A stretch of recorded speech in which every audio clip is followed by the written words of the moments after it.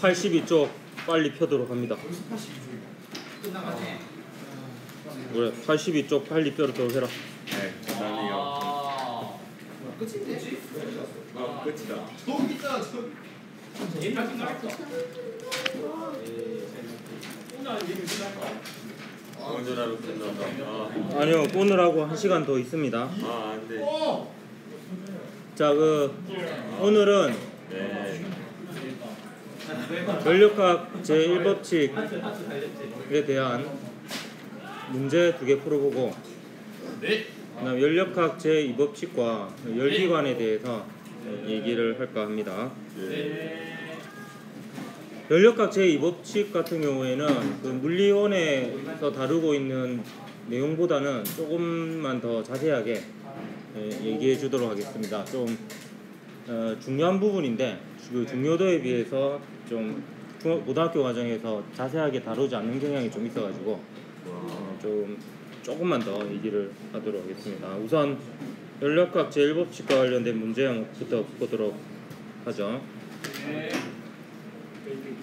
작년 11월에 있었던 수능 문제인데요. 제가 표기하는 거는 항상 그 친연월을 표기를 하는 거고요. 여러분 보통 문제집에는 이제 이거 같은 경우에는 2018학년도 수능이라고 적혀 있습니다. 그리고 만약에 올해 친 지금 이번 달에 친 6월 모의평가 같은 경우에 저는 2018년 6월 모의평가 이렇게 표기를 하지만 그냥 친 날짜대로 문제집이나 이런 데서는 2019학년도 6월 모의평가 이렇게 나옵니다. 혹시 헷갈린 경우가 있어가지고 저는 그냥 친 날짜로 기준으로 항상 표시를 합니다. 이게 작년 수능 문제고요. 좀 어렵게 나온 문제 2개를 가져왔습니다. 이불로. 자, 그린 가는 이상기체 A가 들어있는 실린더에서 피스톤이 정지해 있는 모습을 나는 가의 A에 열량 Q를 가하여 피스톤이 이동해 정지한 모습이고요. 다는 나의 A에 1W를 하여 피스톤을 이동시킨 후 고정시킨 모습을 나타낸 것입니다. A의 압력은 가, 나 과정에서 일정하고, 이 말은 가에서 나로 변하는 동안에 등압 과정으로 압력이 일정한 채 변한다라는 뜻이고요. 그 다음 A의 부피는 가하고 다에서가 같습니다. 그리고 단열된 실린더와 단열된 피스톤이기 때문에 가하고 나 사이에서는 Q만큼 열이 가해졌지만 나하고 다 사이에서는 추가적으로 가해지는 열이 없습니다. 그래서 나에서 다로 가는 과정은 이 단열 과정이다 이렇게 볼 수가 있습니다. 자, 보기에서 얘기하는 것은 기억 A의 온도는 가에서가 다에서보다 낮다 이렇게 되어 있는데요. 일단 요거 같은 경우에는 사실 그래프를 한번 그려보는 것도 나쁘지 않는 풀이 방법 중에 하나예요. 사실 가 상태하고 다 상태를 비교하려면 식으로 하려면은 조금 복잡한데 그 압력 부피 그래프를 그려보면 좀 쉽게 찾을 수가 있는 부분이 있습니다. 이게 그리는 게 그렇게 복잡하지 않기 때문에요. 한번 그려보는 게 좋습니다. 우선 처음에 가에서 나로 바뀌는 과정은 등압 과정이죠. 등압이면서 부피가 증가하니까 이제 이런 변화를 본다 이렇게 볼 수 있습니다. 그래서 이게 가 상태라고 하면 이게 이제 나 상태라고 볼 수 있고요. 압력이 일정한 채 부피만 증가하는 상황이고, 나에서 다로 가는 과정은 단열 압축 과정이고요. 다는 가하고 부피가 같다라고 되어 있습니다. 그래서 이런 변화, 단열 변화가 일어날 거고요. 이게 이제 다 상태가 되겠죠. 단열 압축하면 그 온도가 올라가고 압력이 증가하죠. 예, 이렇게 됩니다.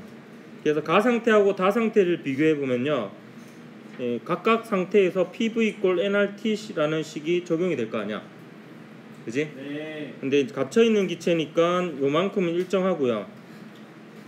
따라서 압력과 부피의 곱이 큰 쪽이 온도가 큽니다. 그래서 요 둘을 비교하면 다가 압력과 부피의 곱이 더 크죠. 네. 그래서 다의 온도가 더 높다. 그래서 기억은 맞고요. 나에서 다 과정에서 A 압력은 일정하다 했는데 단열 압축일 때는 압력이 증가하죠. 네. 그렇기 때문에 니은은 틀렸고요. 그다음 가에서 나 과정에서 A가 한 일은 나에서 다 과정에서 A의 내부 에너지 변화량과 같다 했는데 디귿이 좀 어렵게 나왔습니다. 요거를 연력학 제1법칙을 한번 써보도록 할게요. 왜냐하면 1과 내부 에너지 변화량은 다 연력학 제1법칙에 들어있잖아요. 그래서 가에서 나 과정과 나에서 다 과정에 연력학 제1법칙을 한번 써보도록 하겠습니다. 가에서 나로 바뀌는 과정 하고요. 그 다음에 나에서 다로 바뀌는 과정을 보면 일단 가에서 나로 바뀌는 과정은 등압 과정이죠. 등압 과정에서 열을 Q를 가했다라고 되어 있습니다. 그 1하고 내부 에너지 변화량은 모르니까 W1 델타 U1이라고 둘게요. 근데 등압 과정의 특징은 하나가 플러스면 전부 다 플러스고 하나가 마이너스면 전부 다 마이너스라고 했죠. 그래서 이게 부피가 증가하니까 1이 플러스고요. 열을 받고 내부 에너지 증가합니다. 그리고 나에서 다 과정은 단열 과정입니다. 그래서 Q가 0이고요. 이때 문제에서 뭐가 주어지냐면 W만큼 피스톤에 일을 했어요. 이건 외부가 피스톤에게 일을 한 거예요. 그것은 공기 안에 있는 기체가 피스톤에 한 일과 같고요. 부호는 반대가 됩니다. 얘는 지금 양의 일을 했지만 기체 입장에서는 압력은 오른쪽으로 가는데 피스톤은 왼쪽으로 움직였죠. 부피가 감소하니까 음의 일을 합니다. 그래서 그 일의 크기를 W라고 하면 얘는 이제 마이너스 W가 되는 거죠. 음의 일을 했으니까 크기를 W라고 하면 그리고 뭐 델타 U2라고 둡시다. 그럼 여기서 이제 문제에서 비교하는 것은요. 가나 과정에서 A가 한 일은요. 여기서 W1이 되겠죠. 예. 요 W1은 요 그래프에서 요 면적이 되겠습니다. 그리고 나다 과정에서 A의 내부 에너지 변화량은요. 나다 과정에서 N의 내부 에너지 변화 요거죠. 요 값이 되는데 요 값의 크기는 요 녀석의 크기하고 같죠. 그렇잖아요. 델타 U2의 크기는 W의 크기와 같죠. 근데 이 W는 요 그래프에서 요 면적과 같습니다. 면적과. 그렇기 때문에 요 크기하고 비교해 보면 얘가 더 크죠. 그리고 얘랑 얘가 크기가 같고요. 그렇기 때문에 같지 않습니다. 누가 더 크냐? 노란색으로 줄친 게 더 크죠. 나다 과정에서 A의 내부 에너지 변화량이 더 큽니다. 그래서 이게 틀렸어요. 1번이 답이었던 문제였습니다. 그래서 간혹 좀 압력 부피 그래프를 좀 그려봐야지 풀리는 문제가 있습니다. 그래서 PV = nRT하고 Q = W 플러스 델타 U라는 식으로 뭔가 좀 부족하다 싶으면 그 압력 부피 그래프를 좀 그려가지고 같이 분석을 좀 해보면 풀리는 경우가 간혹 있습니다. 자, 그리고 2016년 9월에 있었던 모의평가 문제 13번 문제 한번 볼게요. 그린 가와 같이 열전달이 잘 되는 고정된 금속판에 의해 분리된 실린더에 같은 양의, 보통 이런 거 놓쳐가지고 좀 문제를 못 푸는 경우가 있습니다. 같은 양의 동일한 이상기체 A와 B가 열평형 상태에 있습니다. 같은 양의 동일한 A, B의 부피와 압력은 같고요. 그럼 온도도 같겠죠. 똑같은 양이고 압력과 부피 같으니까 PV = nRT, 온도도 같겠죠. 그림 나는 가에서 B의 열량 Q를 가했더니 A의 부피가 서서히 증가하여 피스톤이 정지한 모습을 나타낸 것입니다. 그럼 요 나 상태도요 지금 평형 상태에 이르렀고요. 요는 열 전달이 잘 되는 금속판이니까 A하고 B 사이에는 열 전달이 잘 되어서 온도가 같아질 때까지 열이 이동할 겁니다. 그렇기 때문에 가 상태에서도 A와 B의 온도가 같았지만 나 상태에서도 A와 B의 온도는 같다, 이렇게 볼 수 있습니다. 전체적으로는 열을 받았으니까 온도가 증가할 거고요. 이렇게 옳은 것을 했습니다. 기억. 나의 기체 압력은 A가 B보다 작다 했는데요. 압력을 물어봤잖아요. 압력은 PV = nRT식을 써봐야 됩니다. 그래서 P는 V분의 nRt인데 A하고 B를 비교해라고 했잖아요. 나 상태에서. 근데 기본적으로 A하고 B는 갇혀 있는 상태고 이 변하는 동안에 외부와의 기체의 출입이 없었죠. 그렇기 때문에 요만큼은 일단 변하지 않을 겁니다. 똑같을 거고 A와 B가. 그다음에 그 나 상태에서 A하고 B는 서로 열 전달이 잘 되는 상황이니까 온도가 같아질 때까지 열 전달이 충분히 되었기 때문에 온도도 A하고 B는 같습니다. 그러면 A 압력과 B 압력을 비교하는 것은 결국에 부피에 의해서 결정이 됩니다. 그래서 A의 압력을 VA분의 nRt라고 하고 B 압력을 VB분의 nRt라고 하면 이제 부피만 비교해보면 되죠. A의 부피하고 B의 부피 중에 누가 더 큽니까? A. 보면 A의 부피가 더 크죠. 네. 예, 부피가 A가 더 크니까 압력은 어디가 더 크겠어요? 예, B가 더 크다 이렇게 볼 수가 있습니다. 그래서 여러분 압력을 물어보면 일단 PV = nRt식을 먼저 떠올리십시오. 네. 예, 연력각 제1법칙에는 압력이 없죠. 압력을 못 구합니다. 네. 그래서 기체의 압력은 A가 B보다 작다. 맞네요. 그 다음에 나에서 기체의 내부 에너지는 A가 B보다 크다 했는데 내부 에너지는 절대 온도에 비례하고요. 그리고 그 기체 분자 한 개당 평균 운동 에너지에 비례하고 총 에너지잖아요. 그러니까 기체 분자의 총량에 비례합니다. 기본적으로. 내부 에너지가 이렇게 되는 거예요. 내부 에너지가 기체 분자 한 개당 평균 운동 에너지에다가 기체 분자의 총 개수를 곱한 게 돼요. 근데 사실 내부 에너지가 절대 온도에 비례한다기보다는 기체 분자 한 개당 평균 운동 에너지가 절대 온도에 비례해요. 예. 근데 지금 A하고 B는 기체의 양이 같잖아요. N이 같고 그 다음에 온도가 같아요. 그러니까 기체 분자 한 개당 평균 운동 에너지가 같아요. 그렇기 때문에 그 두 개를 곱한 내부 에너지도 같다 이렇게 볼 수가 있습니다. 그래서 기체의 내부 에너지는 지금 기체의 양이 같고 온도가 같기 때문에 같습니다. 온도가 같더라도 만약에 양이 더 크면 양이 더 많은 쪽이 내부 에너지는 더 큽니다. 근데 기체 분자 한 개당 평균 운동 에너지는 온도가 같으면 같은 거고요. 맞아요. 아, 왜 이렇게 이런 식으로 어렵게 틀리면 안 됩니다. A하고 B가 같죠? 같기 때문에 A가 B보다 크다 했으니까 틀렸죠.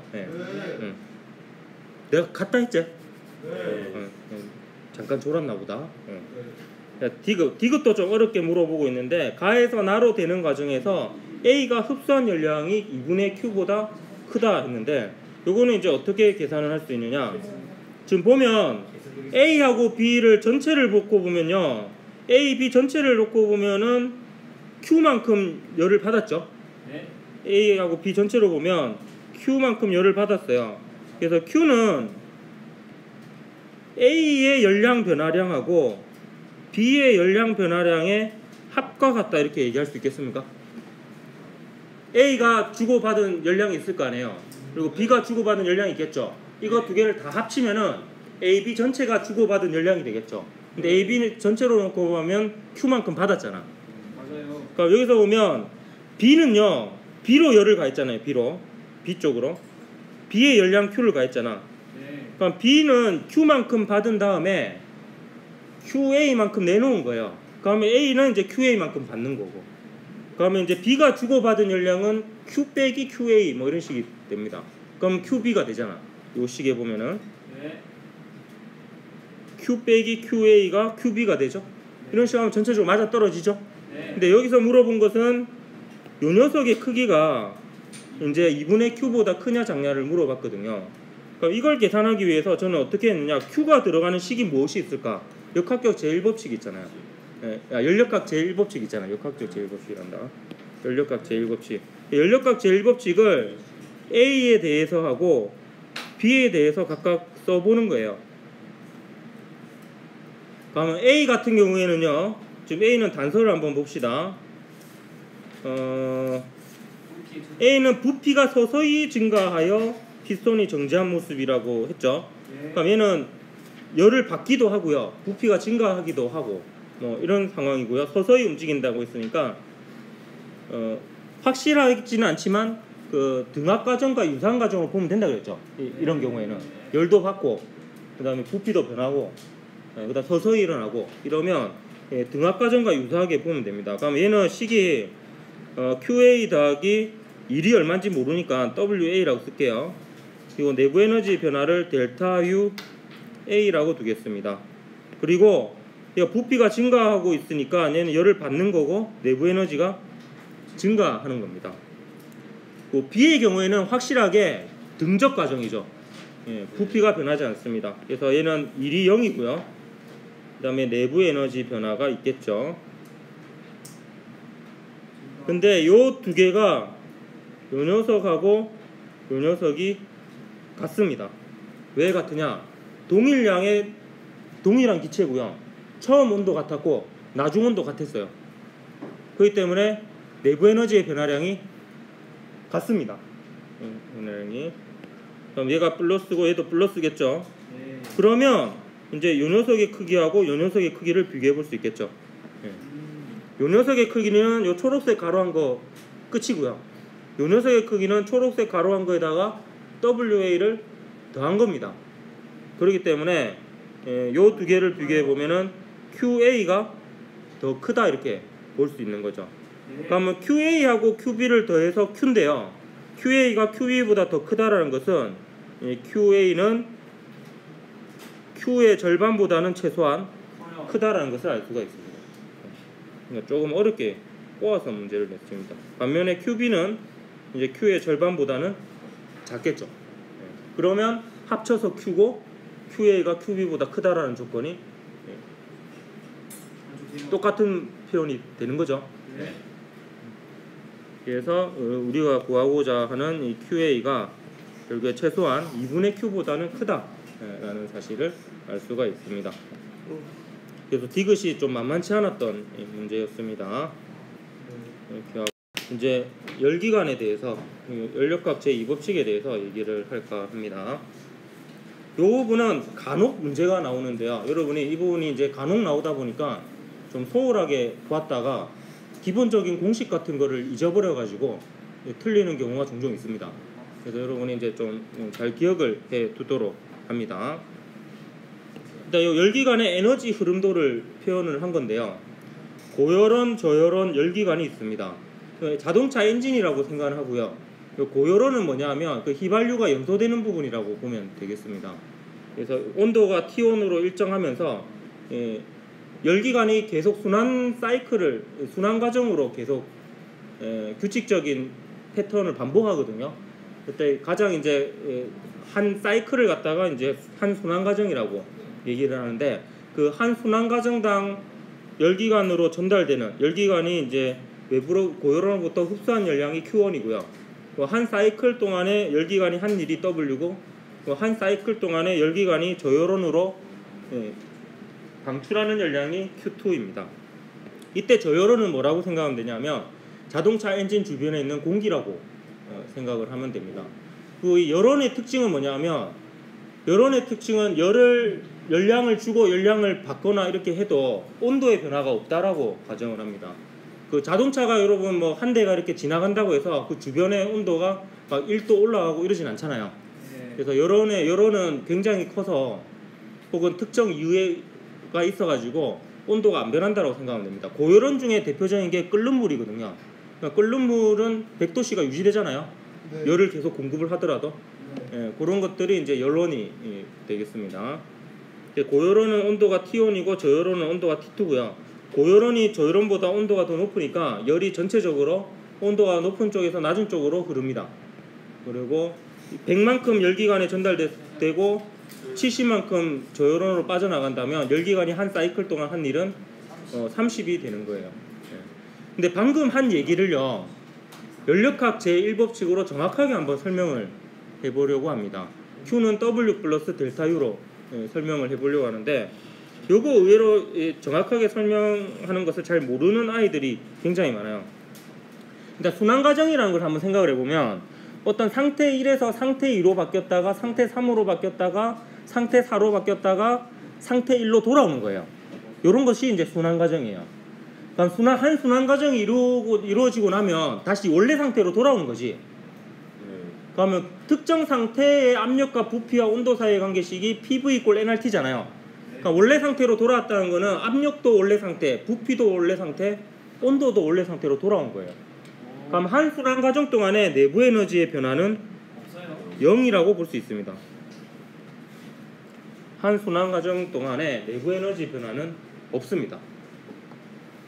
그 한 순환 과정당 열기관이 주고받는 열량을 계산해 보면 Q1만큼은 열을 받죠. 고연호로부터. 또 Q2만큼은 저연원으로 열을 빼앗기죠. 그래서 Q1 빼기 Q2가 한 순환 과정당 열기관의 열량 변화량이 되겠습니다. 이게 Q는 W 플러스 델타 U 할 때 그 Q가 바로 Q1 빼기 Q2가 되는 거죠. 요게 한 순환 과정당 한 일 더하기 한 순환 과정당 내부 에너지의 변화량인데 내부 에너지 변화량은 0인 거죠. 그러면 이제 맞아 떨어지죠. Q1만큼 받아서 Q2만큼 열이 빠져나가면 한 일은 Q1 빼기 Q2가 되는 거죠. 그럼 이때 열 효율을 계산해 볼 수 있습니다. 그 열 효율은 그러니까 요 식은 지금 연력학 제1법칙으로부터 나온 식입니다. 열 효율은요, 투입 대비 산출, 투입 대비 이득이 이제 효율이 되겠죠. 투입이 Q1이 투입된 거예요. Q2는 투입된 거라 볼 수 없죠. 그냥 쓸데없이 빠져나간 거잖아. 열기관을 작동시키기 위해서 엔진에 전해준 에너지는 Q1입니다. 그래서 이제 자동차 엔진이 한 일은 W가 되는 거죠. 그러니까 투입이 Q1이고 한 일은 W니까 투입 대비 산출 Q1분의 W가 열 효율이 됩니다. 근데 이 W는 연력학 제1법칙에 의해서 Q1 빼기 Q2가 되죠. Q1 빼기 Q2가 됩니다. 또 이제 슬슬 자문자답을 해야 되겠네. 네. Q1 빼기 Q2가 되니까 요걸 다시 정리해 보면 1 빼기 Q1분의 Q2가 돼요. 근데 이게 왜 그렇게 되는지는 이 수업 마지막에 설명을 해 줄게요. 근데 연력학 제2법칙에 의해서 얘가 1보다 무조건 작아야 됩니다. 얘가 지금 1에다 그러니까 요 값이 0이 안 돼요. 요 값이 0이 되면 그 열 효율이 100%인 열기관을 만들 수 있습니다. 근데 열 효율이 100%인 열기관을 제2종 연구기관이라고 합니다. 왜 제2종 연구기관이라냐면 연력학 제2법칙을 위배하는 연구기관이라서 제2종 연구기관이라는데 그 연력학 제2법칙에 의해서 열 효율은 반드시 1이 될 수가 없습니다. 1보다 반드시 작아야 됩니다. 그래서 여러분이 이거는 기억을 해야 돼요. 그 열 효율이 100%가 될 수 없는 이유, 1이 될 수 없는 이유는 무엇과 관계가 있다? 연력학 제2법칙, 엔트로피 법칙과 관계 있다라는 것은 일단 그 물리원에서는 여기서 이걸 외우고는 있어야 됩니다. 간혹 물어봐요. 열 효율이 1보다 작은 이유. 연력학 제1법칙 때문이 아닙니다. 연력학 제1법칙을 위배하는 제1종 연구기관은 뭐냐 하면 그 기관에다가 에너지를 100을 줬는데 일을 150을 하는 거예요. 그러니까 투입된 에너지보다 더 많은 에너지에 해당하는 일을 하는 게 1종 연구기관이고요. 그러니까 에너지 보존을 위배하는 거고요. 연력학 제2법칙을 위배하는 거는 열 효율이 100%인 기관을 얘기를 하는 겁니다. 보통 이제 그 특허로 내는 것은 2종 연구기관이 많아요. 효율이 100%라고 주장하는 기관들이 많습니다. 특허가 나와요. 예? 특허를 내면 그렇게 특허가 나와요. 아니요, 저번 시간에 얘기했죠. 그게 그 연구기관이라는 제목으로만 들어오면 바로 기각됩니다. 보지도 않고. 예. 자, 이제 2016년 11월 수능 문제 한번 볼게요. 이 문제가요, 그 열효율을 구하는 식 자체를 기억을 못해서 틀린 애들이 좀 있었습니다. 예, 그렇게 어렵지 않은 문제였는데, 그린간은 열 효율이 0.2인 열기관이 고열원에서 Q1의 열을 흡수하여 W의 일을 하고 저열론으로 Q2의 열을 방출하는 것을 모식적으로 나타낸 것입니다. 그린난은 가해 열기관의 작동 과정의 일부에 대한 기체의 상태의 변화를 압력과 부피 그래프로 나타낸 것이고, A에서 B 과정은 등적 과정이고 B에서 C 과정은 단열 과정입니다. 옳은 것을 골라라 했습니다. Q2를 물어봤네요. 자, 그러면 이거하고 관련된 식을 두 가지를 쓸 수 있습니다. 연력학 제1법칙하고 열효율에 대한 식, 이 두 개를 써볼 수가 있습니다. 그거를 기계적으로 한번 써보죠. 보면 일단 열효율이 문제에서 나와 있습니다. 열효율이 얼마라고 나와 있어요? 0.2라고 나와 있죠. 근데 0.2는 Q1분의 W라고 볼 수 있습니까? 네. 투입 대비 얻어낸 일이죠. 네. Q1을 투입했고 W의 일을 얻어냈습니다. 그 다음에 연력학 제1법칙에 의하면 Q1 빼기 Q2가 W죠. Q는 W 플러스 델타 U인데 한 순환 과정당이니까 델타 U는 0입니다. 그래서 Q1만큼 받고 Q2만큼 빠져나갔으니까 Q1 빼기 Q2는 W입니다. 이 두 식을 연립하면 이제 Q2를 구할 수가 있는 거죠.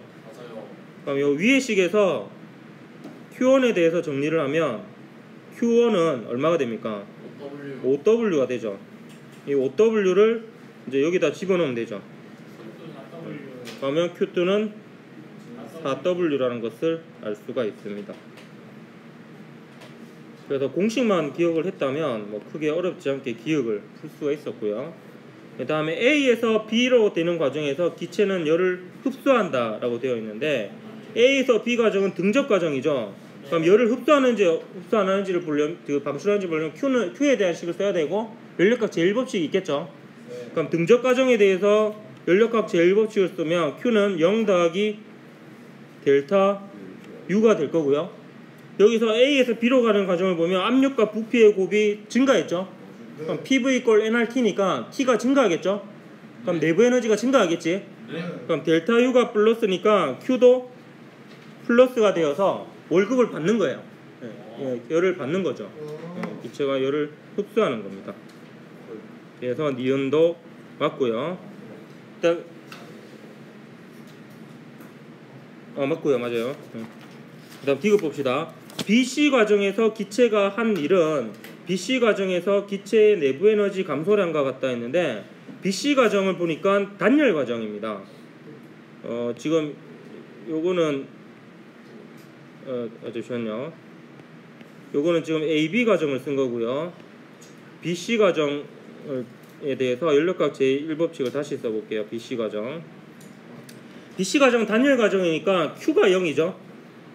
Q가 0이고 W 더하기 델타 U 이렇게 볼 수 있습니다. 지금 요거랑 요거랑 상관없어서 별도로 적은 겁니다.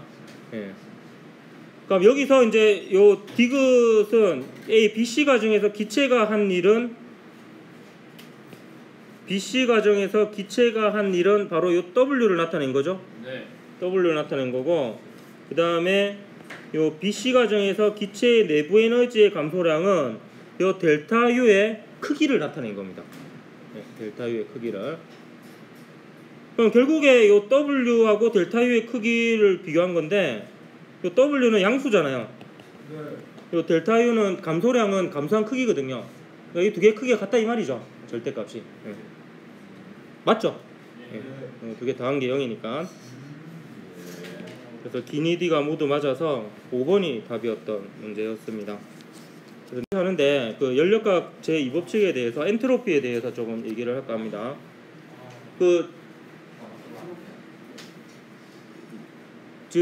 어떤 유명한 물리학자가 한 말이 그런 말이 있어요. 그 엔트로피에 대해서 물어봤는데 엔트로피에 대해서 이제 모른다고 하니까 그걸 어떻게 비유를 하냐면, 이거는 마치 문학에서 그 셰익스피어를 모르는 것 같다라고 이렇게 표현을 해요. 그러면 이제 그 말은 이제 문학에서 이제 서양에서 셰익스피어는 가장 그냥 유명한 그런 작품들이잖아요. 그 말은 이제 이게 굉장히 그 물리에서는 유명하고 일반적인 이런 법칙인데, 이걸 모른다는 것은 그만큼 기본적인 거를 모른다라고 이렇게 얘기를 할 정도로, 사실 연력학 제2법칙은 그 에너지 보존만큼이나 그 어떤 물리학자들은 에너지 보존 법칙보다도 더 중요한 법칙으로 간주하는 법칙이어서 좀 설명을 할까 합니다. 그 엔트로피에 대한 정의는 통계적인 방법의 정의가 있고 그 다음에 좀 연력학적인 방법이 있는데요. 통계적인 방법이 잘 소개가 안 되어 있는 측면이 있어서 그 부분을 좀 설명하려고 합니다. 그 엔트로피는 거시 상태에 해당하는 미시 상태의 수를 얘기하는데 무슨 말인지 하나도 모르겠죠. 그래서 이제 보통 동전 던지기로 예를 많이 얘기하는데 동전 4개를 연속으로 던진다라고 가정을 해보면요. 일단 거시 상태라고 하는 것은 그 결과가 동전 4개가 모두 앞면이 나오는 결과가 있을 수도 있고요. 그리고 3개만 앞면인 경우가 있을 수 있고 2개만 앞면인 경우, 1면만 앞면인 경우, 동전 4개가 모두 뒷면인 경우, 이게 이제 거시 상태에 해당이 되는 거고요. 근데 그거를 이제 세부적으로 들여다보면 동전 4개가 앞면인 경우는 하나의 방법밖에 없죠. 경우의 수밖에. 전부 다 앞이 나오는 거예요. 근데 3개만 앞면이 나오는 경우는 앞, 뒤 이렇게 나올 수도 있고 앞, 뒤, 앞 나올 수도 있고 앞, 뒤, 앞, 뒤, 앞 이렇게 나올 수 있습니다. 그러니까 이거에 해당하는 가지수는 4가지가 있는 거죠. 이때 1, 4 요게 이제 엔트로피를 정의하는 숫자입니다. 이 숫자 자체가 엔트로피인 건 아니고 요거에다가 뭘 더 하는데요. 일단 요 숫자를 기본으로 합니다. 그럼 2개만 앞면인 경우가 경우의 수가 가장 많죠. 그럼 자 보십시오. 수학적으로요. 동전 4개를 던졌을 때 얘가 될 확률, 얘가 될 확률, 얘가 될 확률, 얘가 될 확률, 얘가 될 확률, 얘가 될 확률, 얘가 될 확률, 얘가 될 확률, 얘가 될 확률들은 전부 다 동등합니다. 맞아요. 동등해요. 동전 4개를 던졌을 때 각각의 미시 상태에 해당하는 확률은 동등한데 거시 상태로 봤을 때 앞면이 2개인 경우의 수가 가장 많죠. 그러니까 얘네들의 확률로 보면은 얘가 확률이 제일 크죠. 그래서 이제 확률이 가장 큰 상태 쪽으로 변화한다라는 게 연력학 제2법칙입니다. 그러니까 이거는 수학적인 통계에 의한 부분이기 때문에 엔트로피가 큰 쪽으로 변한다라는 것은 어찌 보면 명백하고요. 이거는 근데 가장 단순한 경우고요. 아보가드로 수만큼의 동전을 던진다라고 생각을 해보면요. 전부 다 앞이 나올 확률은요. 이게 경우의 수가 굉장히 많잖아요. 그냥 그 중에 딱 하나일 뿐이에요. 그러니까 거의 확률이 제로에 가깝겠죠. 그러니까 한 절반 정도는 앞면이 나오고 절반 정도는 뒷면이 나오는 경우의 수가 압도적으로 많습니다. 그러다 보니까 해보면요. 딱 통계에 접근할 수밖에 없어요. 그러니까 이게 엔트로피 같은 경우에는 이제 우리가 보는 세상이 되게 분자나 원자들이 많은 세상이거든요. 그러다 보니까 무조건 확률이 높은 쪽으로 갈 수밖에 없어요. 이게 이제 가장 대표적인 그 엔트로피가 증가하는 거에 대한 예시인데요. 어떤 기체 분자 8개를 한쪽 공간에다 가둬놓은 상태에서 여기 구멍만 살짝 뚫어줍니다. 그리고 추가적으로 아무것도 안 해줘요. 아무것도 안 해주면 시간이 지나면요. 자연스럽게 절반은 왼쪽, 절반은 오른쪽에 있게 됩니다. 근데 각각의 분자들끼리 생각해보면요. 각각의 분자들은 왼쪽에 있을 확률과 오른쪽에 있을 확률이 2분의 1입니다. 그럼에도 불구하고 그 왼쪽에 4개, 오른쪽에 4개가 될 가능성이 경우의 수가 가장 많기 때문에 이 상태로 가려고 하는 거예요. 그러니까 이 상태가 엔트로피가 가장 높은 상태입니다. 분자 8개에 대해서. 그러니까 이제 대략적으로 설명해 보면 여기 이제 방이 있고요. 방이 이제 2칸으로 나눠져 있어요. 이 사이에 이제 구멍이 있고요. 이때 이제 이렇게 4개 분자만 있다라고 칩시다. 요 4개가 이쪽에 있을 경우의 수는요. A, B, C, D가 있을 수 있고요. 그 다음에 이거 좀 치웁시다. 이거 있다고 가정하고. 그 다음에 뭐 이렇게 있을 수 있고요. 그 다음에 뭐 이렇게 있을 수 있고, 그죠? 그 다음에 또 이렇게 있을 수 있고. 그래가지고 뭐 많이 있겠지만 뭐 이렇게 있을 경우의 수보다 2개는 왼쪽에 있고 2개는 오른쪽에 있는 경우의 수를 따져보면 훨씬 더 많죠. 예. 그러니까 4개만 해도 이 정도 차이가 나는데 이게 아보가드로수만큼 있다라고 생각을 해보면 6 곱하기 10에 23개의 분자가 있는데 그게 전부 다 왼쪽에 있는 경우의 수하고 절반은 왼쪽 절반은 오른쪽에 있는 경우의 수 비교하면 차이가 훨씬 크다라는 거예요. 그렇기 때문에 근데 각각의 미시 상태에 있을 확률은 다 동등하거든요.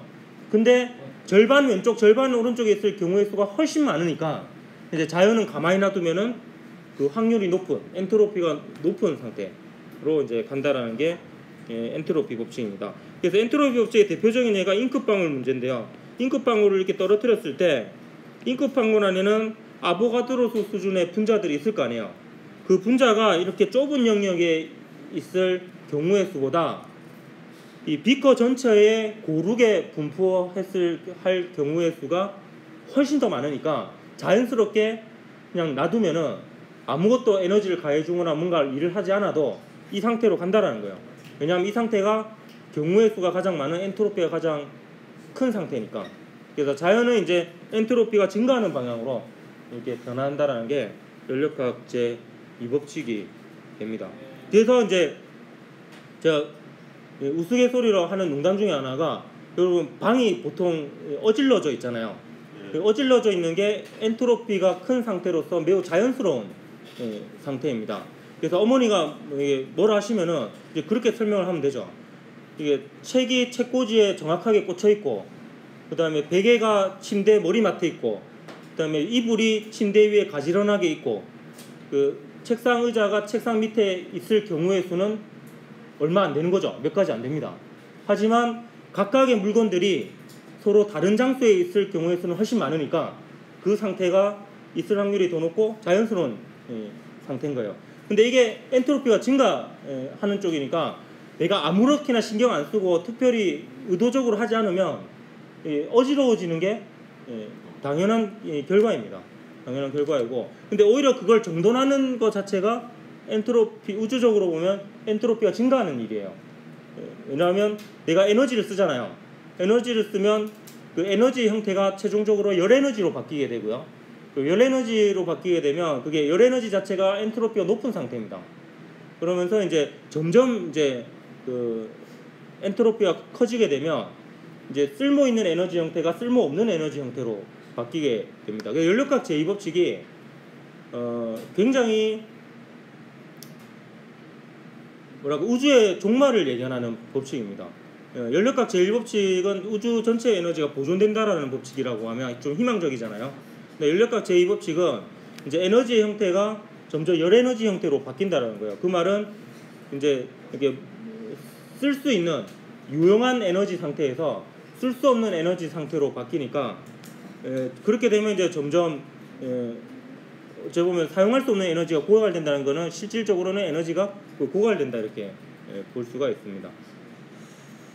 그래서 엔트로피하고 관련해서는 여러분이 대학교에 가서 혹시 배우게 된다면 조금은 신경 써서 공부를 해보십시오. 그러면 이게 정말 틀릴 수 없는 아주 명확한 이 법칙이라는 것을 느낄 수 있다면 여러분이 제대로 엔트로피를 이해한 거고, 그게 굉장히 아마 감동을 받을 수도 있어요. 그러니까 열기관을 좀 엔트로피 법칙으로 잠깐 설명을 해보면요. 이거는 참고 삼아 여러분이 몰라도 됩니다. 이거는 그냥 한 번만 얘기를 하고 넘어갈게요. 연력학 제2 법칙에 의하면 이제 엔트로피는 항상 증가를 해야 됩니다. 최소한 유지되거나 증가하지 감소를 할 수는 없어요. 그런데 엔트로피의 정의가요, 엔트로피의 변화량이 연력학적으로는 온도분의 열량의 변화량이 됩니다. 이거는 사실 뜬금없이 지금 제가 가지고 온 건데요. 뭐 그냥 쓸게요 이렇게. 근데 여기서 보면 전체의 엔트로피는 0보다 커져야 돼요. 근데 전체 엔트로피에서 세 가지 부분이 있습니다. 고열원과 열기관과 저열원이 있는데, 일단 열기관은요 엔트로피가 안 변합니다.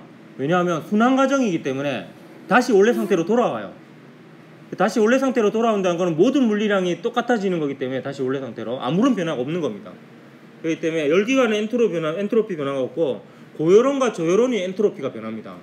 근데 고열원의 입장에서 보면 Q1을 빼앗기죠. 그때 고열원의 엔트로피 변화는 이 마이너스 T1분의 Q1이 됩니다. 그러니까 저열원의 입장에서는 열을 빼앗겼기 때문에 마이너스가 되는 거예요. 저열원의 입장에서는 열을 얻었죠. 그러니까 저열원은 플러스 T2분의 Q2. 그러니까 T2분의 Q2만큼 얘는 엔트로피가 증가한 거고, 얘는 T1분의 Q1만큼 엔트로피가 감소한 겁니다. 얘가 0보다 커야 돼요. 얘가 이제 0보다 크다라는 게 연력학 제 2법칙입니다. 그럼 이게 정리를 해보면 T1분의 Q1은 T2분의 Q2보다 작다라는 결과가 되고요. 맞습니까? 네. 이거는요, 여러분 그 연료율을 보면요, 연료율이 Q1분의 W였고요. 요게 Q1분의 Q1 빼기 Q2였고, 얘가 1 빼기 Q1분의 Q2였잖아. 네. 그죠? 그러니까 이 Q1분의 Q2를 여기서 끌어내보면 Q1분의 Q2가 T1분의 Q2가 T1분의 T2보다는 커야 되죠.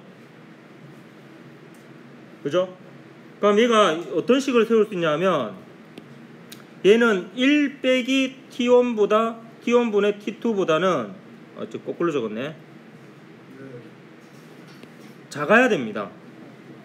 지금 이 식하고 이 식이 어떻게 연결되는지 알겠습니까? 요 빼주는 값이 얘가 얘보다 크잖아요. 그때 1 빼기 Q1분의 Q2하고 1 빼기 T1분의 T2를 비교해보면은 얘보다는 얘가 더 작아요. 근데 나중에 대학 가면 여러분 배우게 될 텐데, 요게 뭐냐면 그 카르노 기관이라는 기관의 열 효율이고요.